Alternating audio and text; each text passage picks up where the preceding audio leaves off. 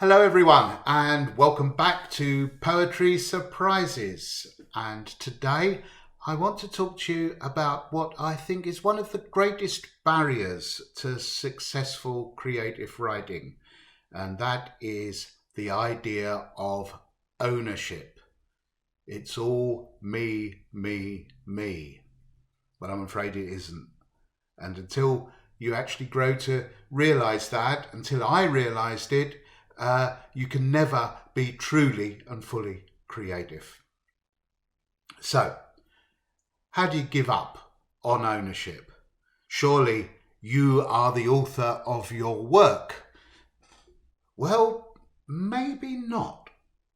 And I want to reference, before I read the first poem today, a workshop that I often carry out with people when they want to improve their writing. And the workshop is called Creative Detachment. Now, what do?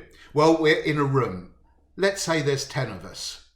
I will bring in some objects which I will place around the room in positions that everybody can easily see. And I will set them a task to begin with.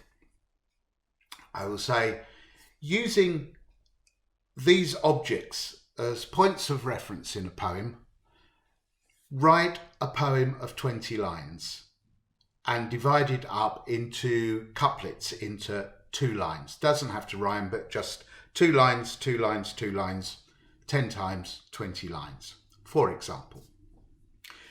When you do that, use the objects as images around the room, the objects I've brought in.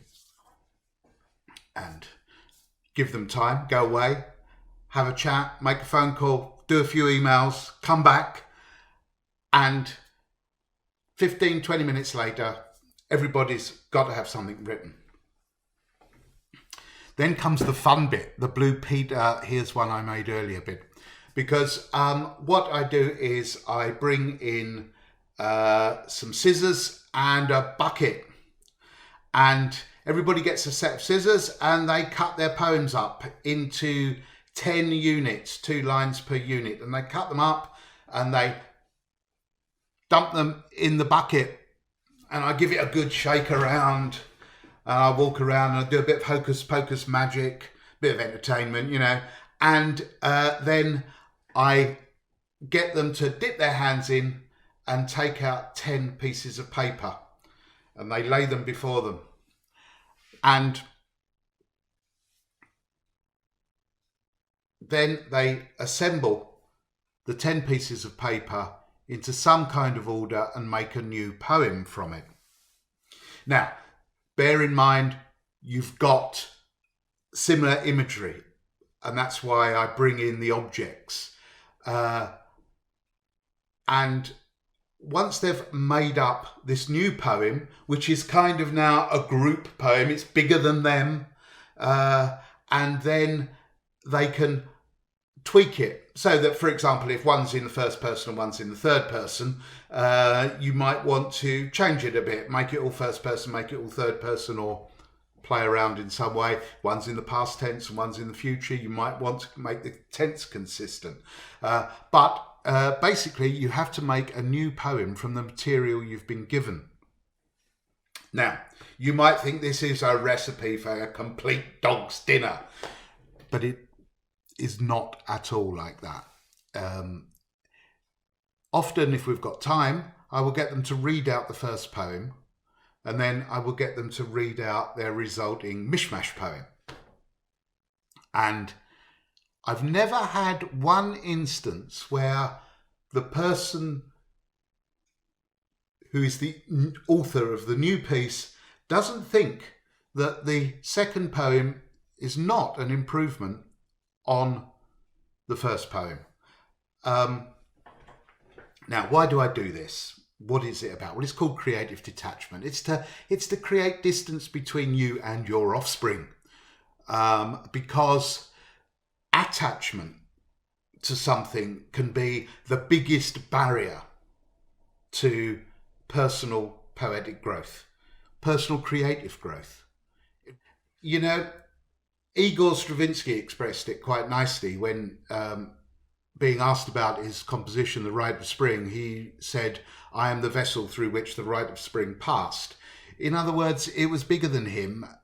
He didn't really write it in the sense that he was the author and the genetic father of the Rite of Spring. He wasn't. It was bigger than him. He was merely the vessel through which the Rite of Spring could be expressed. And that's the case with all your work. And it's a freeing thing because you don't own it. You don't have to protect it. It's not like your genetic offspring. You don't have to be possessive. In fact, that is the worst barrier, that kind of possessiveness. And as soon as you give up on ownership, you gain a universe of creativity. And that is the most amazing thing. So, with that in mind, I'd like to read you a poem that comes from the stars, that is about waves passing through you, and it's called Waves, and it's about an old Bakelite radio that I found in a shed, and it was kind of like clearing out the shed, and I thought, right, I'm going to make a bonfire, and I threw loads of things out, and it was in a house I was renting, and then I discovered this old radio, and it had an old plug on it, and I cut off the old plug, which wouldn't fit because it was those round ones, and I put on a new, UK plug, stuck it in, and here it is. It's called Waves. I found this museum piece, bruised bakelite and sliding red wire, in a shed, and couldn't burn it. Instead, here I am, awestruck at the whooshing, weebling and crackle of waves riding through me. Waves wider than fields and farms, on a journey from our sun, the stars, or a ship aboard the ocean. I leave it singing late into the night, gurgling when I get too near, interfere, my friend, reminder, I'm here.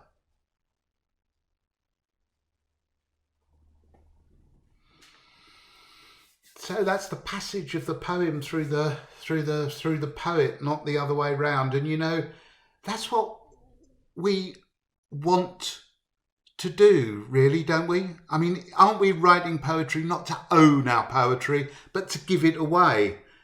We want other people to have the poem.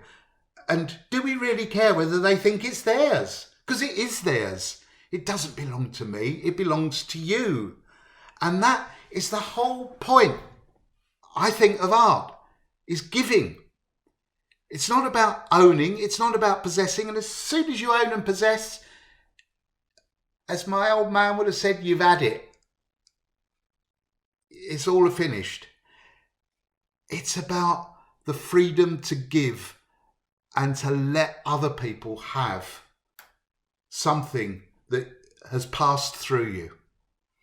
I'd like to finish then on another poem called Ferry, about a journey across a lake. And I think this actually came from Lake Champlain or Lake Champlain, as they call it in New York State. I think I was crossing there, but it could be any ferry journey. Ferry. On deck, two girls, talking French in an accent I can't locate.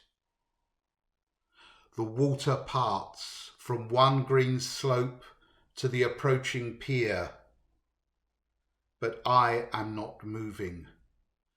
Neither are the girls with braided hair and painted nails. The world drifts beneath and above us. And this journey will never end.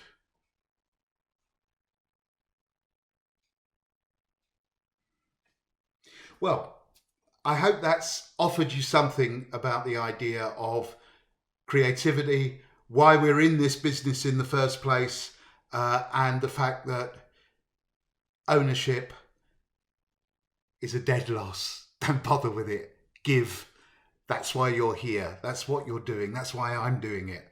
And then you're free. You're free to be creative. And with that, goodbye for now and see you again soon. Don't forget to subscribe to Poetry Surprises for the freedom of the creative spirit to be in you. Okay, right, bye for now.